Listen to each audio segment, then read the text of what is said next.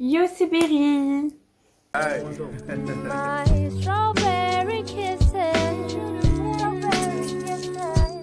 En 2009, quelques jours après la sortie du clip vidéo sur YouTube, je découvre la chanson G des SNSD, Sonny Yoshide ou Girls' Generation. J'accroche de suite au son, je le trouve très entraînant et sans plus attendre, je le fais découvrir du coup à mes grandes et petites sœurs et c'est à ce moment-là que je et l'on découvre la K-pop.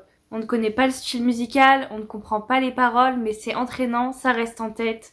Les filles sont jolies, on les admire, franchement on les admire à ce moment-là, sans compter les danses que l'on a envie de reproduire. Puis plus tard, c'est le style dynamique de chansons comme Replay des Shiny, Don't Stop the Music des 21, Haru Haru des Big Bang, qui me poussent à me renseigner sur un tas d'autres chansons, un tas d'autres groupes et de solistes, sur les artistes et leur vie personnelle, sur des shows coréens. À l'époque, majoritairement sous-titrés en anglais car l'on trouvait très peu de sous-titres en version française. J'étais à l'époque très bien loin de me douter à ce à quoi je touchais et dans ce à quoi je rentrais, mais je le découvre bien vite au fil des années. C'est au début des années 90 que naît la K-pop, aussi appelée Korean Pop, donc pop coréenne. Après la guerre qu'a vécu la Corée, le pays est pauvre, il n'est pas développé. Il suffit de voir les photos d'avant et d'après-guerre du pays pour comprendre à quel point le changement peut être choquant. Alors que la démocratie commence à s'instaurer dans le pays, le changement doit impérativement avoir lieu. L'État n'est pas du tout le seul à vouloir faire de la Corée un pays moderne, la population veut se divertir, oublier les nombreux traumas de guerre et passer à autre chose. Cette modernité arrive lentement mais sûrement. Et c'est en 92 que naît le groupe Sotaeji and the Boys, groupe que l'on désigne aujourd'hui comme le premier groupe de K-pop. Ce groupe est composé de 3 membres, Sotaeji, qui est toujours en activité aujourd'hui, Lee Juno, qui s'est retiré de l'industrie musicale, et Yang Eun-suk, qui, après la dissolution du groupe, a créé l'un des plus gros labels de Corée du Sud, la YG Entertainment. La particularité de ce style musical qu'est la K-pop, c'est que c'est un mélange de plein de styles musicaux différents. Il n'y a pas réellement de limite au style que l'on peut utiliser pour faire de la K-pop. Mais à l'époque, c'est le mélange entre un bon morceau de chant et de hip-hop qui primait et faisait l'unanimité parce qu'ils font succès au pays. Je tiens à préciser que pour beaucoup, c'est Young Jong-il en 1991 qui a introduit la K-pop au monde bien avant Sotaeji and the Boys, ce qui est loin d'être faux mais ne la rendra absolument pas populaire étant donné que les Coréens le rejettent, non pas parce que c'est un chanteur américain originaire de Corée, mais parce que c'est un homme plutôt efféminé et que la population est très attachée aux traditions. Même les plus vieilles, et ils sont très conservateurs. Mais le chanteur ne trouve donc pas grand public et arrête sa carrière au bout de seulement 2 ans. Dans tous les cas, bien que ce soit la première dont j'ai parlé, ce n'est pas la YG Entertainment, un label musical coréen dédié à la création et au développement d'artistes et à la production de musique, qui est le premier label coréen connu pour la K-pop qu'elle fait. En effet, c'est Daesung, que l'on connaît aujourd'hui au nom de GSP Media, qui a cette place. Lee Hoyeon fonde l'agence en 1991 et propose au public des groupes tels que ZAM de 1992 à 1996, Moe de 1994 à 1999 et plein d'autres. Mais ce sont des artistes tels que Sage Skies, Fin-K ou par exemple après les années 2000 SS501, Kara, Rainbow qui font le succès de l'agence. Si vous ne les connaissez pas, vous connaissez peut-être des artistes de l'agence ayant succédé à ces derniers et qui sont encore en contrat aujourd'hui ou non, tels que par exemple Card et April. Mais la GSP Media n'est pas la seule à proposer de gros noms au public. Vous connaissez très certainement, si vous avez l'habitude de vous renseigner sur la K-pop, les agences comme SM Entertainment, YG Entertainment du coup, JYP Entertainment. J'ai vraiment du mal avec ce mot entertainment, donc si je le dis mal, passez outre, c'est pas grave, on s'en fout. Donc ces 3 agences sont très longtemps appelées les Big Three, car ces agences ont pendant longtemps fait de l'ombre à toutes les autres agences, car elles sont considérées comme pionnières de l'industrie de la K-pop. Ce sont elles, ces agences-là, qui vont lancer les groupes de K-pop qui pendant très longtemps fonctionneront le mieux et se positionneront au top 3 des agences ayant le plus de bénéfices. Qu'il s'agisse des ventes d'albums, des merch, d'organisation d'événements, etc. Concernant les artistes, sans compter ceux que j'ai cités auparavant chez GSP Media, viendront des artistes tels que SES, Shinhwa, Epic High, H.O.T., G.O.D. ou même des solistes comme Boa, Psy. Je suppose que vous avez au moins entendu parler de l'un d'entre eux, ou au moins un de leurs noms ou une de leurs musiques, sans même peut-être savoir que ça leur appartenait à eux. Les groupes et solistes sont lancés par des vagues que l'on appelle First Gen, Second Gen, Third Gen, Fourth Gen. Et on est actuellement à la Fourth Gen. Donc vous trouvez ceux dont je parle plutôt en tant que membre de la First Gen, bien qu'il y en ait un tas d'autres. J'ai sélectionné ceux m'ayant le plus marqué et dont le nom est revenu à mes oreilles plusieurs fois depuis que j'ai commencé à écouter de la K-pop il y a plus de 12 ans. Les pays asiatiques se prennent au jeu, premièrement dans des pays entourant la Corée tels que le Japon, la Chine, la Thaïlande. Le début des années 2000 est le début de la propagation d'Internet et principalement de YouTube. C'est en effet en 2005 que YouTube voit le jour. Oui, ça fait en réalité très peu de temps que YouTube existe, 16 années seulement, alors que si vous avez mon âge, vous avez sûrement l'impression d'avoir vécu avec YouTube toute votre vie. Dans tous les cas, l'expansion de YouTube permet également l'expansion de la musique coréenne. Il n'y a pas juste YouTube qui permet cela, il y a d'autres réseaux sociaux que vous connaissez peut-être, tels que Dailymotion, Vimeo. Mais n'oubliez pas qu'à l'époque, il y a également la télévision. Certes, on utilise toujours la télévision, mais beaucoup moins pour des émissions passant sur des chaînes TV. C'est un fait, les baisses d'audience ont notamment lieu depuis les débuts d'Internet, l'arrivée de plateformes telles que Netflix, Amazon Prime Video, Viki, Disney+, etc.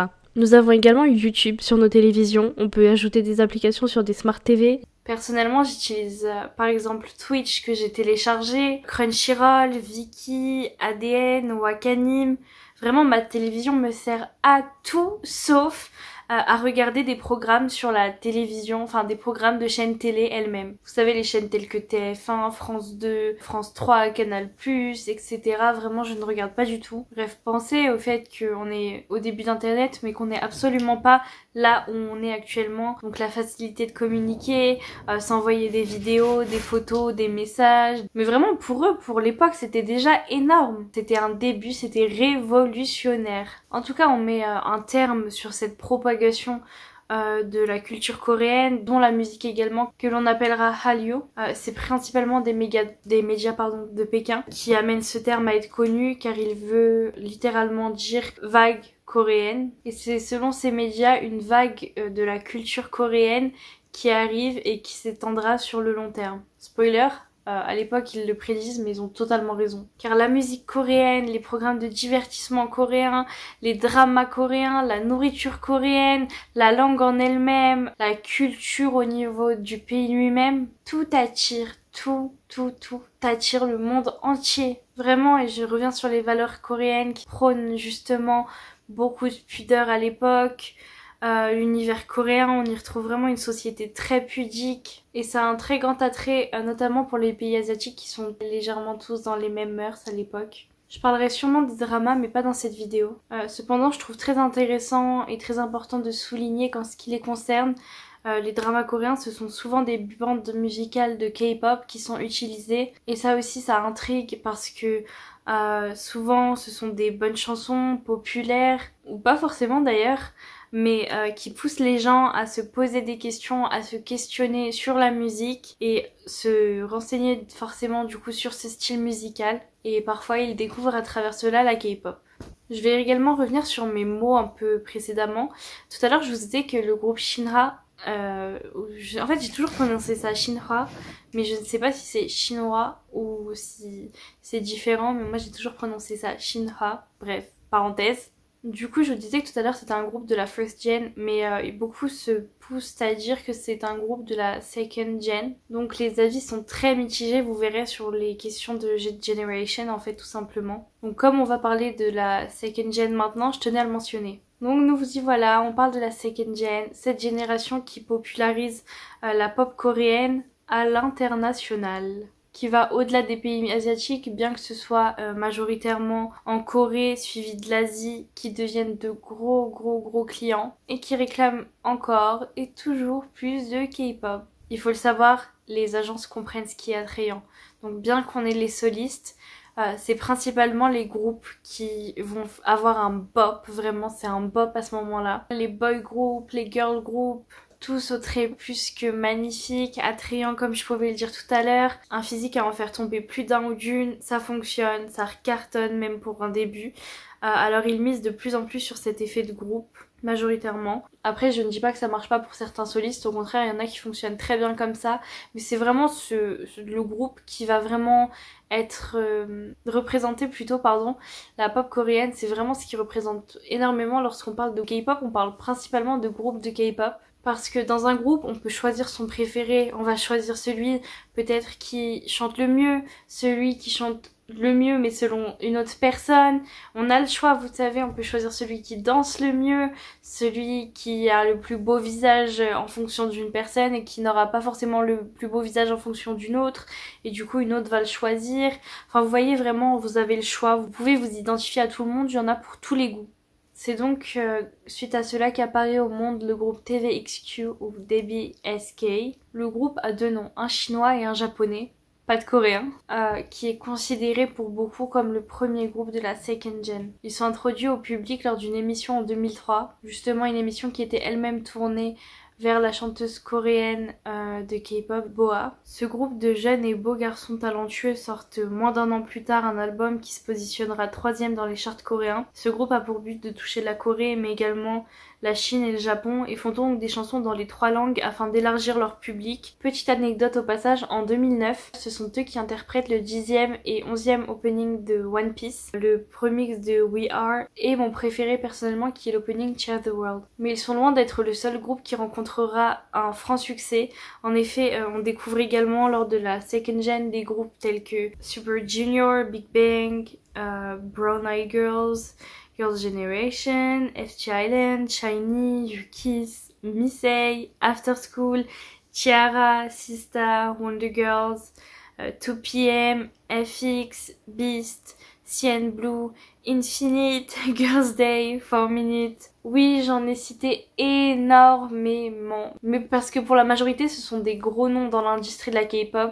Et encore aujourd'hui, on se lasse pas de leurs titres. Ils avaient tous quelque chose qui les différait les uns des autres et ont tous amené quelque chose à la K-pop. Ce sont des icônes de la musique coréenne, certains sont encore en activité aujourd'hui, que ce soit en groupe ou séparément. Et dès qu'ils sortent un single, un album, ça fonctionne, ça fait un carton. Taemin des SHINee, Taeyeon des Girls' Generation, Sunmi des Wonder Girls. Je cite que cela, mais sachez qu'il y en a beaucoup plus qui apportent à la K-pop cette gloire et cette possibilité d'expansion à l'international. Aussi, il y a une grosse vague de nouveaux labels qui se mettent à la K-pop. Certains se démarqueront selon moi plus que d'autres, car ce sont selon moi eux qui permettent à la K-pop d'ouvrir leurs frontières et ce au reste du monde. Et par exemple, c'est en 2009 que les Wonder Girls se positionnent sur le US Billboard Hot 100, donc 100, grâce au titre Nobody. Elles sont les premières artistes issues d'un groupe coréen, qu'ils soient masculins ou féminins, à atteindre le chart, qui a énormément de value aux États-Unis. Je vous parlais plutôt du label YG Entertainment, qui a une particularité. En effet, cette agence, de par sa façon de faire, nous montre tout de suite son intérêt du marché international. Le directeur de l'agence ainsi que le staff voient en la K-pop une opportunité en or de sortir de leurs frontières. Ils réussissent leur coup. L'agence nous introduit le groupe 2NE1 en 2009. De par une collaboration avec un groupe de leur agence Big Bang, ce groupe attise la curiosité et leur premier album, qui sortira en fin 2010, fait l'unanimité. C'est l'un des premiers albums d'artistes coréens à se positionner à la 7e place du Billboard World Album Charts, qui a réellement un succès international. 2NE1 a été pendant longtemps l'un de mes groupes de K-pop préférés, et aujourd'hui encore, bien qu'elles aient disband, je continue à les écouter assidûment. Si vous écoutez leurs titres, vous vous rendez vite compte que leur style de musique s'éloigne de la K-pop classique et mignonne que l'on pouvait trouver chez Sista, Girls' Generation, tandis que ces groupes parlent souvent d'amour de façon plutôt mignonne dans leurs chansons. 2NE1 expose son ressenti sur les mauvais côtés de l'amour toxique, la violence, la solitude, le manque de confiance en soi. Et elles ont un côté femme forte, badass, mais avec des failles et une envie de se reconstruire et d'égalité. Cela mélangé avec des voix aussi belles les unes que les autres, des clips attrayants, des looks fantasy et ces arrangements musicaux qui se mêlent à tout ça. Elles sont un groupe complet et personne n'en doute. Elles vont vraiment ouvrir de belles opportunités à des collaborations avec de grands artistes internationaux, voyageant de par les États-Unis, le Canada, afin de s'offrir une promotion médiatique américaine. Elles vont, comme beaucoup d'autres artistes à la même période, commencer à donner des shows en Amérique. En ce qui concerne les shows internationaux, ils avaient déjà débuté depuis plusieurs années, même s'ils n'étaient pas encore nombreux, mais c'était principalement dans des pays asiatiques. Et arrive ce moment des collaborations avec will.i.am, qui est très populaire à l'époque, dont je me souviens complètement. Leur son continue de plaire et pendant plusieurs années, l'album Crush des 21 va rester dans le Billboard 200. Ce groupe marque réellement les esprits. Je les écoutais en boucle, le temps passe et beaucoup d'autres artistes, eux, atteignent des charts américains. Des groupes tels que Girl Generation signent également dans des labels américains afin de promouvoir leur musique aux communautés anglophones et des titres entièrement en anglais. Très souvent des versions anglaises de leurs chansons coréennes qui existent déjà. C'est pendant la second gen que l'on parle de la second dot 5 gen, donc la gen 2.5. Que d'autres appellent la troisième, et c'est sur ça que ça va faire énormément débat parce que du coup certains artistes de la seconde gen sont considérés tout simplement comme des artistes de la seconde gen mais 2.5 pour certains, là où d'autres vont les appeler les artistes de la third gen, donc la troisième. Et là ça fait un peu débat parce que pour moi personnellement c'est des artistes 2.5 mais d'autres vont considérer les artistes de la third gen comme des artistes de la quatrième gen, et actuellement certains considèrent qu'on a la fifth gen alors que pour beaucoup d'autres, moi y compris, on est à la fourth gen. Bien évidemment, si vous voulez en débattre dans les commentaires, je suis totalement ouverte à tout type de discussion. Juste faites-le dans le respect, ne débattez pas trop de manière violente s'il vous plaît. Ce n'est que des générations. En soit, ça ne change rien à la K-pop et on aime toujours autant. Donc, on parle de la Gen 2.5, qui en soit sont considérés comme ceux ayant eu le droit à plus de facilité, car ils arrivaient en milieu d'un style musical en pleine croissance, mais déjà implanté et favorisant l'accueil de ces derniers. Parce que oui, la K-pop c'est désormais quelque chose dont on parle et la pop coréenne a sa propre identité bien qu'elle soit très fortement inspirée. Vous le savez très certainement, en 2012 la K-pop éclate. On l'entend dans toutes les radios, dans tous les magasins. Pas une personne munie d'internet ne peut nier avoir entendu cette chanson dont je vais vous parler. Cette chanson qui passe partout sans pour autant savoir que c'est de la K-pop. Gangnam Style de Psy. C'est clairement une révolution. Ce clip est visionné plus d'1 milliard de fois dans le monde entier et entre dans la liste à l'époque très fermée des artistes ayant cumulé des centaines de millions de vues. Et là on ne parle pas d'artistes coréens simplement mais internationaux. J'ai pas vérifié mais je crois que c'est Baby de Justin Bieber qui était la vidéo la plus vue de la plateforme, et Psy, l'artiste de la first gen, vient lui voler ce titre avec Gangnam Style. S'en suivront des années plus tard un mouvement de folie envers la K-pop et de nombreux artistes amasseront également sur certains de leurs clips 100 millions de vues. C'est G des Girl Generation qui a cet honneur de devenir le premier groupe de K-pop à atteindre les 100 millions de vues sur la plateforme le 1er avril 2013. Fantastic Baby de Big Bang réussit aussi cet exploit le 27 mars 2014. I Am The Best des 21 le 5 octobre de la même année. Un an plus tard, le 31 octobre 2015, c'est Mr. Simple des Super Junior qui rejoint la longue liste. Je m'arrête là pour vous dire que pendant que la first et la second gen grandissent dans le monde, la third gen a commencé à s'installer depuis un petit moment déjà. Et c'est un groupe de la third gen qui sera le 5e groupe de K-pop à amasser les 100 millions de vues sur YouTube.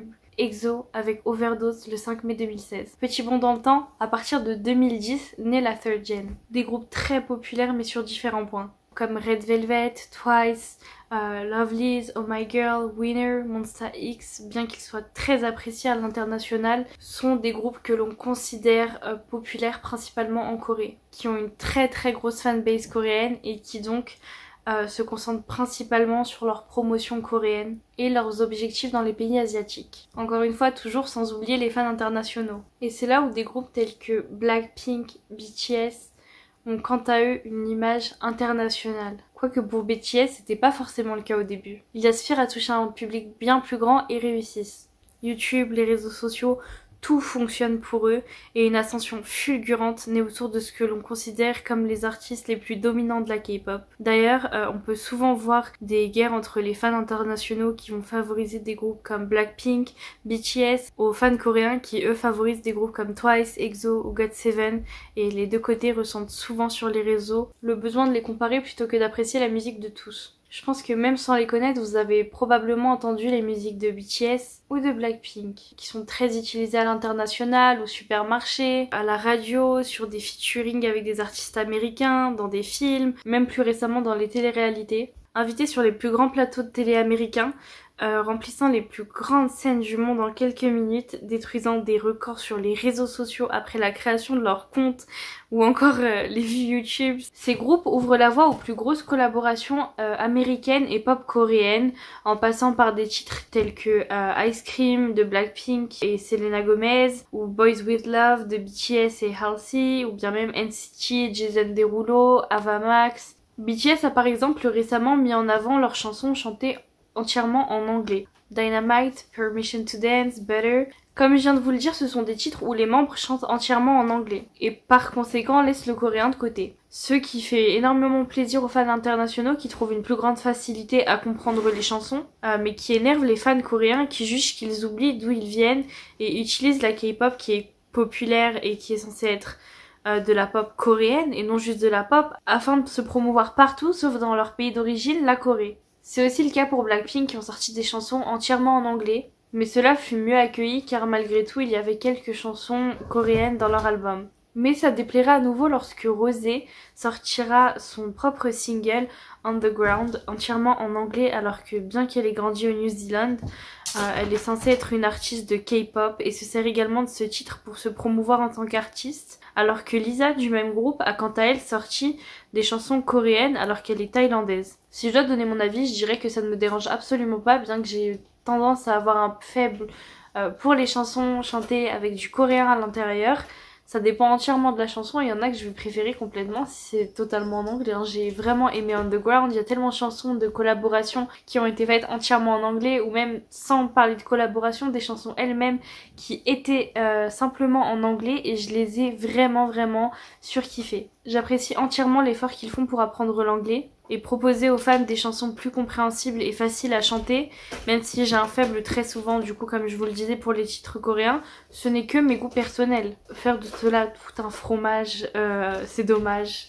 Lorsque je vois des personnes, des artistes français par exemple, tels que Marina Kaye, chanter entièrement en anglais, je suis très fière et j'aime énormément l'écouter, mais c'est sûrement une différence de culture sur ce point-là. Lors de cette génération, des records de malades ont été battus. Alors entre en jeu un type de record, ce qui est appelé les records de vitesse, qui consiste à compter la rapidité à laquelle un clip peut atteindre les 100 millions de vues, puis les 200 millions. Big Bang avec Fantastic Baby en janvier 2016, puis les 300 millions et en continuant par tranche de 100 millions à chaque fois, mais aussi les records du plus gros nombre de vues en 24 heures, en 48 heures, en une semaine, en un mois. Donc oui, la guerre des chiffres commence un peu, ce sont très souvent les mêmes groupes qui se disputent les places, comptés parmi ceux-là Twice, BTS, Blackpink, EXO, et la K-pop est tellement big dans ces années-là qu'en 2017, BTS obtient sur DNA un record de 22,3 millions de vues. Le clip est une réussite au point qu'il se place 3e au classement YouTube de tous les clips à avoir obtenu autant de vues en 24 heures, dont les clips excluant la K-pop. Les fandoms s'agrandissent, les concerts avec des dates aux quatre coins du monde se multiplient, les shows coréens sont traduits dans un tas de langues différentes, les vidéos de cover de danse, de chants coréens sont de plus en plus nombreux. Vraiment, l'ascension de la K-pop est folle. Et en 2017, c'est aussi à ce moment-là que les BTS performent pour la première fois aux American Music Awards, qui est l'une des plus grosses cérémonies de remise des prix américaines, et suivie même au-delà des frontières américaines, sur une scène où des chanteurs tels que Selena Gomez, Lady Gaga, Nick Jonas, Imagine Dragons viennent également interpréter leurs titres. C'est une première pour la Corée mais également pour l'Asie. C'est l'année où des sons tels que Despacito, 24K Magic, ainsi que des artistes tels que Shawn Mendes, Drake, Beyoncé sont récompensés, et une année plus tard, en 2018, ils récupèrent le titre du Favorite Social Artist. On enchaîne en 2019 avec 3 prix, encore une fois le Favorite Social Artist, auquel s'ajoute le Best Duo Group Pop Rock et le Tour of the Year. En 2020, deux nouveaux trophées, les mêmes, sauf pour le tour du coup. On est en pleine pandémie de Covid-19. En 2021, encore une fois, gagnant de Favorite Duo Group Pop et Favorite Song Pop pour Better. Mais surtout le plus gros prix de la cérémonie, Artist of the Year. Face à Ariana Grande, Olivia Rodrigo, Drake, Taylor Swift et The Weeknd. Ils enchaînent les apparitions sur les plateaux TV américains. Ils chantent beaucoup plus en anglais, ils sont des stars interplanétaires. Il faut comprendre que ça ouvre des collaborations non seulement pour leur propre carrière, mais également pour les carrières d'autres artistes de K-pop qui apparaissent eux aussi sur des télévisions américaines, qui font des collabs monstrueuses, et avec des artistes internationaux, avec des marques de fous. Je pourrais m'éterniser pendant des heures à vous parler de ça, mais une vidéo serait bien trop courte, alors on enchaîne tout de suite sur la 4th Gen, qui est l'actuelle génération de K-pop. On accueille des groupes tels que Chiba-Ichi, Enhypen, ITZY, ATEEZ, Everglow, Idol, Stray Kids, Luna, plus récemment Stacy, IVE, Secret Number, Bugaboo, Purple Kiss. Bon oui, je suis clairement en train de vous citer mes préférés, ceux pour qui j'ai un petit crush, principalement pour vous inciter à aller les écouter, mais il y en a tellement d'autres. Et tous aussi talentueux les uns que les autres. Tout comme la 3e, la 4th Gen est principalement catégorisée comme une relation à réseaux sociaux. Parce que tout se passe là-bas. Même des concerts en ligne ont lieu. Le partage entre les artistes et les fans se fait beaucoup en ligne. Et forcément, ça entraîne une certaine proximité entre eux. Et cela fait que les fans se sentent plus proches des artistes qu'ils aiment et suivent. Les collaborations, comme je vous le disais, sont de plus en plus grosses aussi. Et je prendrais par exemple le groupe Idol qui a fait tout un concert en ligne où elles interprètent plusieurs de leurs chansons, dont leur collaboration avec l'entreprise Riot Games pour le jeu League of Legends, pour laquelle elles ont, en compagnie d'artistes comme Madison Beer, Jay Rabens ou même Lexi Liu, posé leur magnifique voix pour nous pondre des titres tels que Pop Stars ou encore Move. Le processus de la création des groupes est également de plus en plus exposé. On nous dévoile des groupes avant leur sortie et les fans commencent à les suivre sans même connaître leur visage, leur voix, leurs talents divers, juste parce que le groupe a une exposition sur les réseaux sociaux. Des groupes tels que Weeklies, avec leur son After School, IVE avec Eleven et d'autres rencontrent un succès fou alors qu'elles débarquent tout juste. Mais concrètement, aujourd'hui, la K-pop, c'est quoi ? La K-pop, c'est un mouvement international qui réunit des centaines de millions de fans vraiment partout dans le monde. Des communautés de dingue, des fandoms qui sont activement présents sur les réseaux sociaux. Des groupes à n'en plus pouvoir qui débarquent chaque mois, chaque semaine, on en voit, où on entend parler de nouveaux groupes à venir, peut-être qu'ils ne sont pas encore sortis mais qui viendront dans de petites comme de grandes agences. Des sons tout aussi bons les uns que les autres. La K-pop a de très bons côtés vraiment, mais elle a également de très mauvais côtés. Et c'est ce qu'on verra dans la partie 2, nommée les dessous de la K-pop, qui arrivera forcément du coup bien plus tard sur cette chaîne, enfin bien plus tard, je ne sais pas quand encore, tellement il y a de recherches à faire sur ce sujet. J'ai forcément déjà commencé, je connais pas mal de choses qui se sont passées aussi et c'est pour ça que je voulais en parler, parce que la K-pop c'est très beau, c'est incroyable, mais comme dans tous les milieux, que ce soit le milieu professionnel, personnel, que ce soit sur YouTube, dans une entreprise, dans une vie de famille, il y a toujours de mauvais côtés et on parle pas forcément toujours de ces mauvais côtés, mais parfois ils sont très importants et dans la K-pop c'est très important de connaître aussi bien les bons côtés que les mauvais côtés. Aussi, si je devais donner un avis, je pense que la 2nd Gen c'est vraiment du coup moi là où j'ai commencé la K-pop et j'ai un attachement plus gros, même si aujourd'hui je vais peut-être écouter plus de sons par exemple d'autres gens, je vais toujours continuer à revenir à mes classiques et la 2nd Gen c'est vraiment ce qui m'a fait rentrer dans la K-pop, donc si je devais choisir une gen, ce serait la 2nd. Vous, qu'est-ce que ce serait ? La première, la deuxième, la troisième, est-ce que vous écoutez de la K-pop ou non ? N'hésitez pas à tout me dire dans les commentaires. Je lis tout à chaque fois, j'essaie de répondre à tout le monde. Enfin, je dis j'essaie de répondre à tout le monde comme si je ne répondais pas à tout le monde. Si je le fais, j'ai pas 30 milliards de messages. J'arrête de faire la meuf. Mais non, ouais, je réponds à tout le monde et si un jour j'ai pas répondu à quelqu'un, sachez que c'est parce que je n'ai pas encore vu, mais je répondrai toujours dès que je peux. Je passerai le maximum de mon temps à essayer de vous répondre. Et voilà, j'espère que vous avez apprécié cette vidéo. On touche à sa fin. Comme d'habitude, n'hésitez pas à me suivre sur mes réseaux sociaux. J'espère que en tout cas la vidéo vous a plu. Moi j'ai vraiment aimé la tourner, l'écrire. Ça me paraissait super bien de parler un peu de K-pop étant donné que bah, moi comme je vous l'ai dit ça fait plus de 12 ans maintenant. Quand j'y réfléchis je me dis j'ai commencé super jeune et j'ai même pas 22 ans encore, mais ça fait 12 ans que j'écoute de la K-pop, que vraiment je regarde des dramas, énormément de choses, mais ouais la K-pop c'est vraiment toute une histoire avec moi. Je suis tellement dedans, vraiment je suis plein de groupes, plein d'émissions, j'essaye de toujours aller vers de petits groupes dont on ne parle pas beaucoup par exemple, afin de pouvoir vous en parler et faire en sorte de ne pas les oublier tout simplement, hein. Bref, j'espère que ça vous a plu, moi je vous remercie d'avoir regardé cette vidéo, on se retrouve pour une prochaine, des bisous.